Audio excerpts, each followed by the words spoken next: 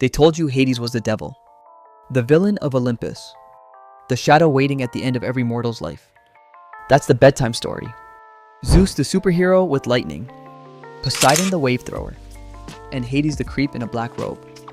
Then Disney doubled down, flaming blue hair, wisecracking grin, and suddenly the god of death was a cartoon villain hanging on a Halloween costume rack.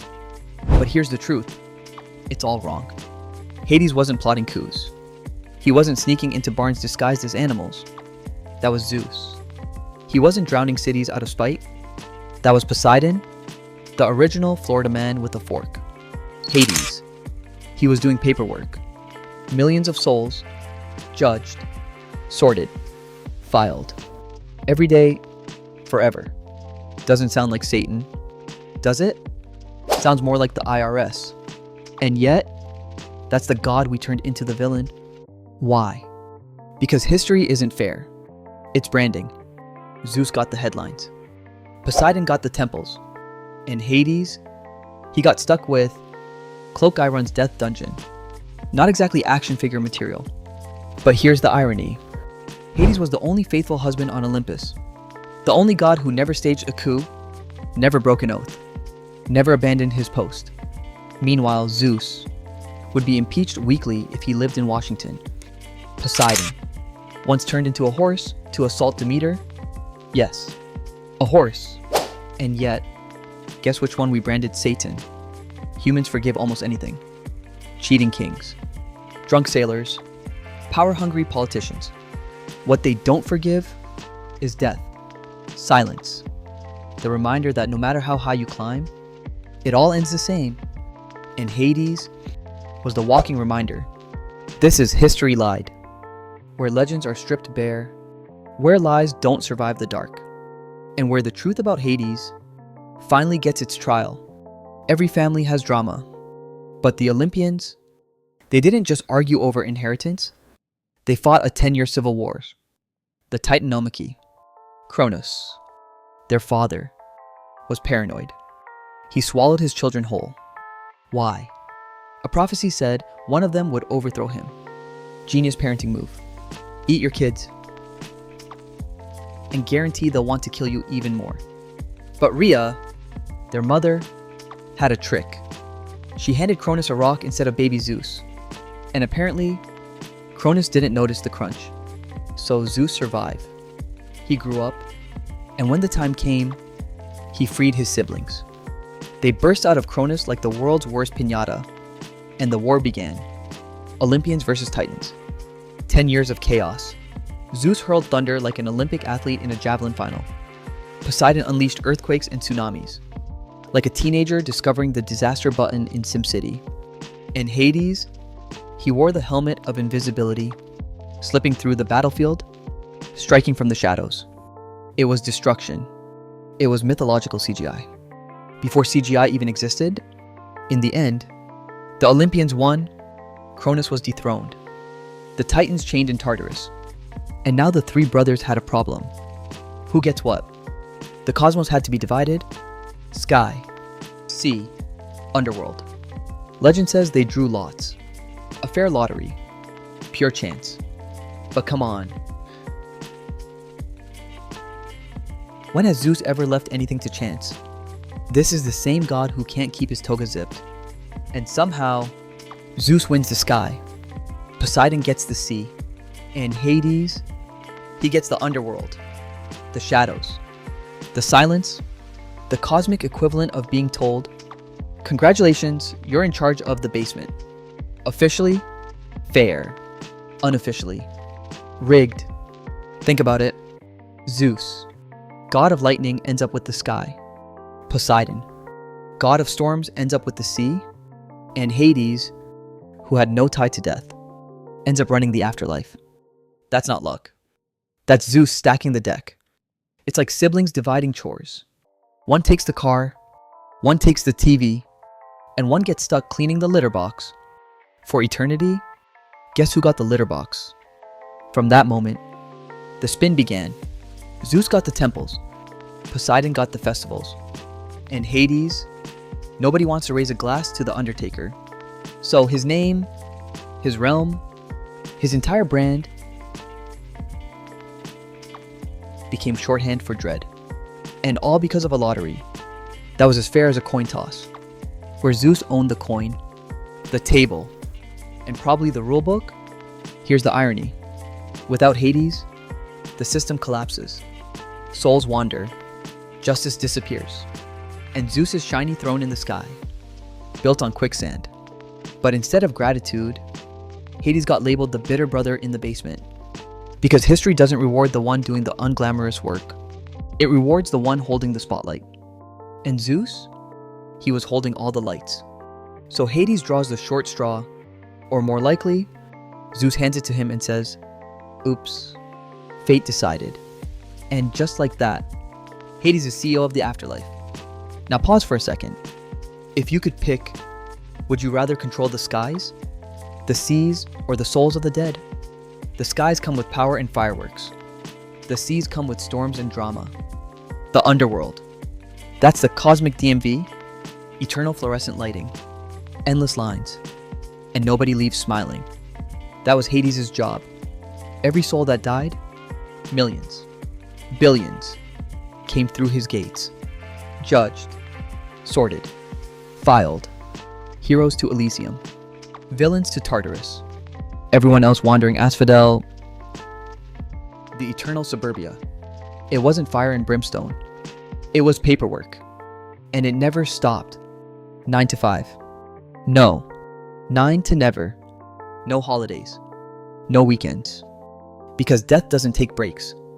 Just because Zeus is off chasing another mortal. And here's the punchline. No one ever thanked him. No temples. No festivals. No hymns that said, "Thank you, Lord of the Dead, for keeping the cosmic system running." Meanwhile, Zeus throws tantrums with lightning. Poseidon wrecks coastlines over a bruised ego. And somehow they get the worship? Sound familiar? That's every office in America. The loud guy who takes credit gets promoted. The dramatic guy who causes chaos gets noticed. The quiet one who keeps everything running gets called boring. That was Hades. Middle management on a cosmic scale. And that silence, that lack of worship, it mattered. In the ancient world, worship was PR. Zeus and Poseidon had cults and temples. Hades had whispers and fear. Whispers turn into rumors. Rumors turn into myths. And myths harden into the caricature we inherited. Here's the tragedy. His job was the most important. Without him, the whole system collapses. No justice. No meaning. Just wandering souls. But history never remembers the one who keeps the grid running. It remembers the one with the fireworks. So Hades became the villain, not because of what he did, but because he was inevitable, and inevitability never gets applause. If Hades' job was already a PR nightmare, his love life sealed the deal. The story you've heard, Hades bursts from the ground, snatches Persephone, drags her down screaming into the underworld. It's the myth equivalent of clickbait. Death god kidnaps goddess mom furious. But like all clickbait, the truth is messier. First context. On Olympus, abductions weren't rare. Zeus did it so often. He deserved a punch card. Abduct 9 mortals. Get the 10th free. Poseidon wasn't better. Remember the horse incident? Compared to them, Hades' so-called abduction was almost tame. And here's the irony. Hades wasn't a serial philanderer. He didn't chase every mortal in a toga. He fell in love once, with Persephone, and he stayed with her, faithfully. Do you know how rare that is on Olympus? That's like finding a faithful politician in Washington. Now, let's be fair. Consent in ancient myths was shaky. Yes, the abduction looks ugly, but some versions suggest Persephone chose to stay.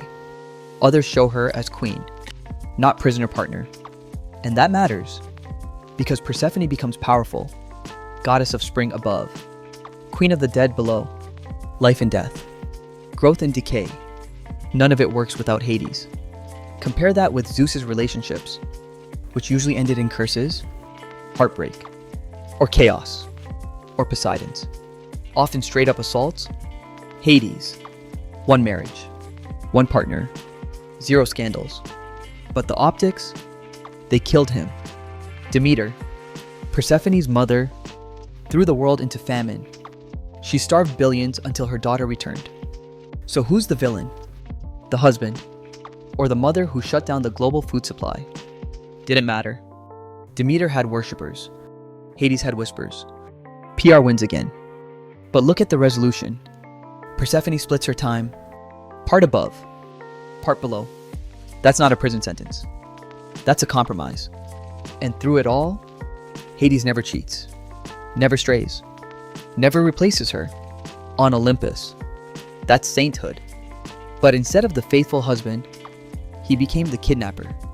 Because history rewards noise, not nuance. Zeus abducts, cheats, lies, and still gets the marble throne. Poseidon assaults, floods cities, and still gets seaside temples. Hades loves one woman, and he's the villain. That's not history. That's branding. Here's the thing about gods. They're only as powerful as their PR. And Zeus and Poseidon, they were running billion-dollar marketing campaigns. Zeus had poets writing odes, temples taller than city walls, priests spinning his image 247, father of gods and men, dispenser of justice. Impressive branding. For a guy who spent most of his time disguised as swans and golden rain. Imagine your president vanishing for 2 weeks, then returning to say, "Don't worry, I was totally a cloud the whole time." That's not leadership. That's scandal. But with enough statues, suddenly Zeus looks noble. Poseidon had sailors, merchants, entire coastlines praying for mercy. The ocean was terrifying, unpredictable. So Poseidon leaned into the drama, like a reality TV star flipping tables. Temples lined the ports, not from love, but from fear. That's not devotion. That's extortion with better branding. And Hades, he had none of that. Few temples, no festivals. Even his name was bad luck. Mortals avoided him like you avoid eye contact with the neighbor you owe money to. Not because he did anything wrong, but because he reminded them of death. And nothing kills a party faster than mentioning the god of paperwork. In the ancient world, worship was PR. The gods with prayers and sacrifices got prestige. Zeus and Poseidon thrived. Hades was stuck with silence. Silence breeds fear. Fear breeds rumor. And rumor, over time, hardens into myth. So reputation split from reality. Reality, Hades kept order. Reputation, villain in shadows. Reality, Zeus was chaotic, unfaithful. Reputation, king of justice. Reality, Poseidon wrecked cities over grudges. Reputation, lord of the seas. It's the same playbook politicians still use. Loudest voice wins. The quiet bureaucrat who actually makes the trains run on time, forgotten. That was Hades. And storytellers leaned in because boring doesn't sell. Villains do. So they exaggerated, they darkened, they twisted, until the faithful, consistent God became the monster at the end of every story. Not because of who he was, but because silence is terrible branding. If the ancient world gave Hades bad PR, the modern world turned it into a full-blown smear campaign. Enter Christianity. When Europe converted, old gods had two options: get recycled into saints, or get demonized. Guess which one the god of death became? You can't exactly turn Hades into Saint Harold, so they merged him with Satan, dark robes, fire, punishment, fear. It all blurred together, until Hades became Hell's landlord in the Western imagination. And once that stuck, it never left. Painters gave him horns. Playwrights made him sneer. By Milton's Paradise Lost, the devil might as well have been wearing a name tag. Hi, I'm Hades. Never mind that Greek myth had no hell, only the underworld, a system with rules. But the overlap was too tempting. Death is scary, so everything scary got dumped on Hades. Then came Disney. If poets were his first PR disaster, Hollywood was the second. In 1997, Hercules gave us the Hades with flaming blue hair, wisecracks, and a villain's plot to overthrow Olympus. Entertaining. Yes. Accurate. Not even close. That's like watching Braveheart. And assuming Scotland wore blue face paint to budget meetings, Disney's Hades was smarmy, loud, scheming. The exact opposite of myth. The real Hades was quiet, reserved, bureaucratic. But quiet doesn't sell Happy Meals. Flaming hair does. And pop culture doubled down. Video games, comics, Halloween costumes. Hades became the final boss. The bad guy you could punch. The devil you could dress up as. Meanwhile, Zeus, still king. Poseidon, still lord of the seas.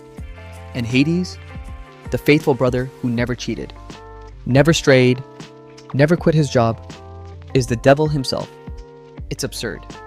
Imagine if history remembered Abraham Lincoln, not for the Emancipation Proclamation, but as that guy with the hat who ruined theater night. That's what we did to Hades. Because villains sell, heroes sell. Balance. Balance is boring. And boring never wins.